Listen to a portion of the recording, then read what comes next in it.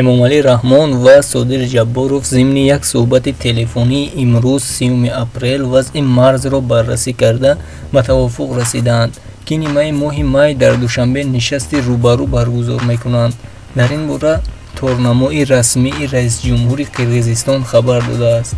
дафтари матбуотии президенти Қирғизистон мегӯяд, ки миёни роҳбарони ду кишвар муколамаи созанда дар рӯҳияи ҳамсоягии неки мубтанӣ бар принсипҳои эҳтиромии тарафайн ба тамомияти арзии кишварҳо сурат гирифт. Дар ин гуфтушунӣ чораҳои ҳарчи зудтар паст кардани шиддати вазъи ба вуҷудомада дар сарҳади Тоҷикистону Қирғизистон муҳокима карданд.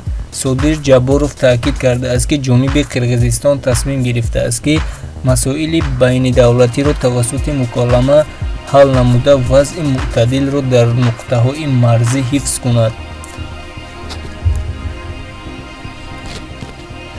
ҷабборов изҳори итминон кардааст, ки ҳамкориҳои мутақобилан судманди ду кишвар минбаъд низ дар зимни дӯстии суннатӣ ва ҳамсоягии чандинасраи халқҳои қирғизу тоҷик тадриҷан ва самарабахш рушд хоҳад кард.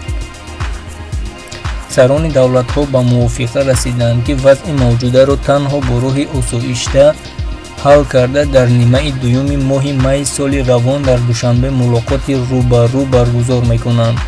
музокироти ҳайатҳои ҳукуматии ҷонибҳо дар мавриди таъину аломатгузории марзи давлатии Қирғизистону Тоҷикистон пагоҳ 1 май дар минтақаи Ботканд баргузор мешавад.